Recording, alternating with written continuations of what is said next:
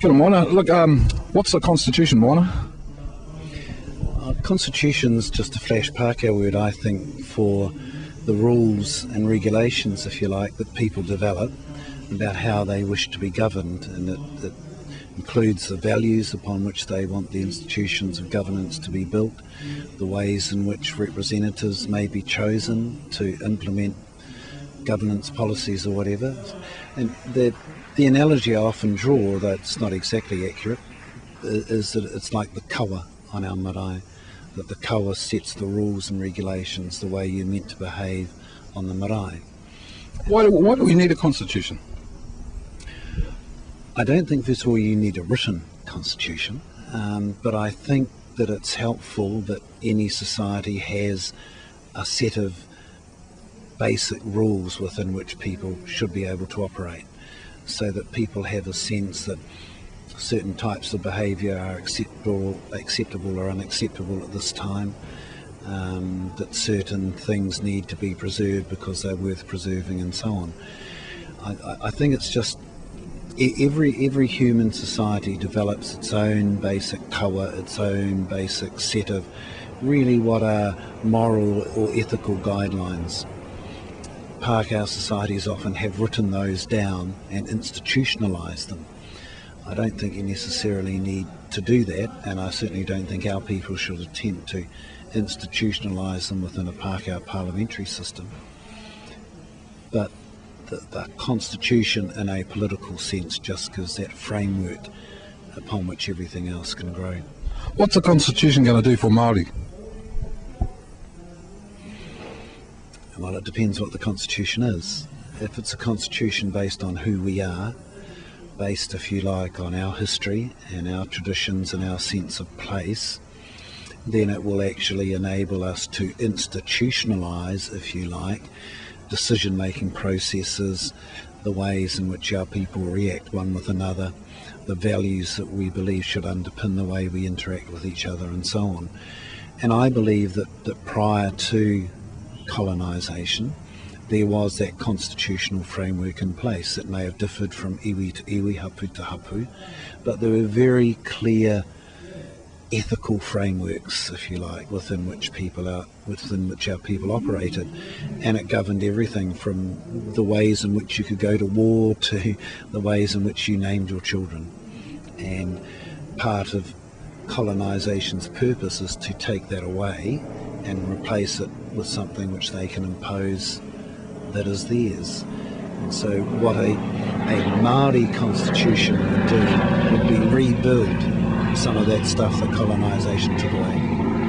What I hear you saying is that there almost needs to be a dual process of constitutional change in this country. One of them is not so much change, but it's about affirming tikanga, affirming kaupapa Māori, which in a sense is an equivalent within Te Ao Māori. So, and then the other kōrero that I hear, which is probably the one that we're hearing a lot in the media, is about instituting a constitution more along the lines of within a Pākehā kaupapa.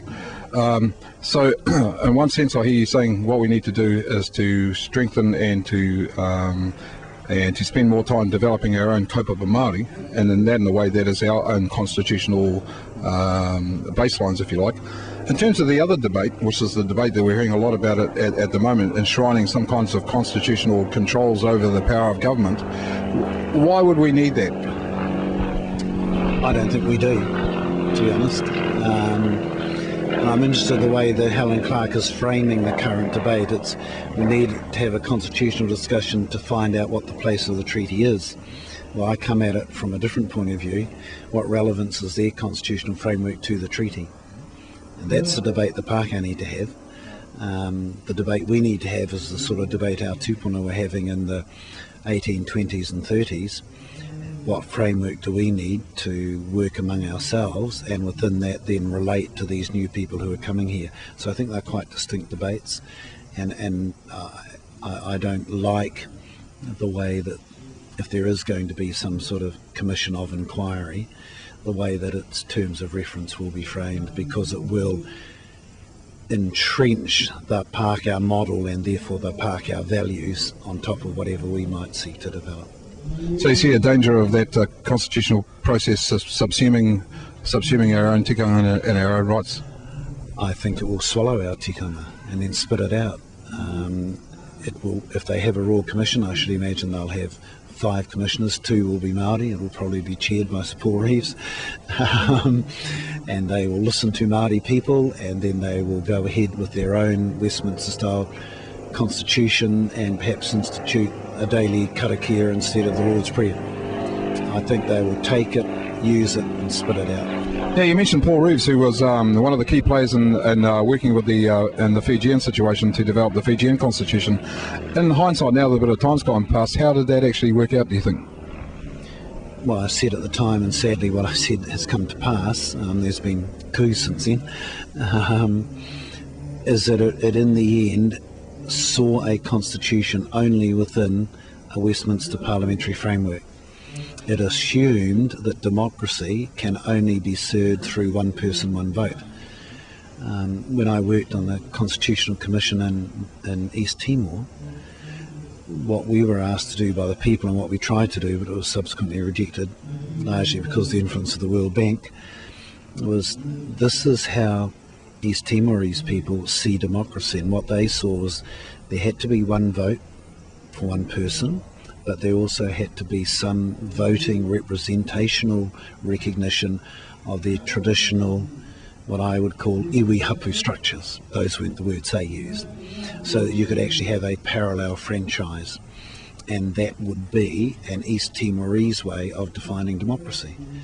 And then the institution which then gave effect to that looked nothing like a Westminster Parliament, and that was unacceptable to the Westminster-based democracies that were in there to liberate East Timor. And that's what happened in Fiji. It was a Westminster model tutued round with some Fijian tapa cloth hanging on the door.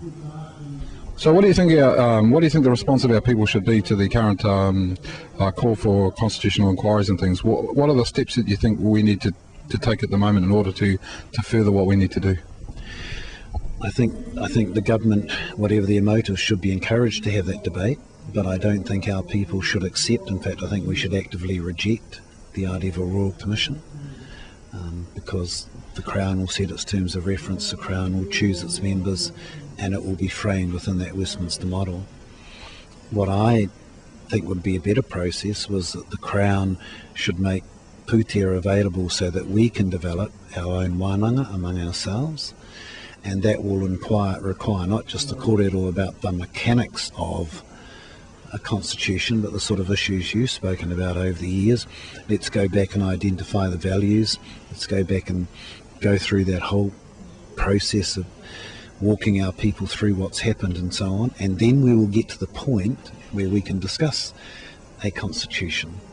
And then Pākehā can go away and have whatever form of constitutional debate they want among themselves. And I would hope that in both streams of debate there will be discussions about the treaty and so on, but they will start from different places, and I think for our people it needs to start way back in a sense. And then at the end of that process, and it may take 5 years, the constitutional conventions in the United States in the 18th century took 11 years. You know, they then ended up with a constitution that screwed blacks and Native Americans, but but they nevertheless went through a process and weren't prepared, although the Pākehā drastically wanted independence from England for their own selfish colonising reasons. But they saw if they were going to develop a new constitutional framework, they had to take the time to do it. And that's what we need to do. And Helen Clark's idea of an 18-month Royal Commission, the Greens' idea of having community townhouse meetings over 6 months, are both nonsense. You can't do it. Thanks very much, Moana. Kia ora.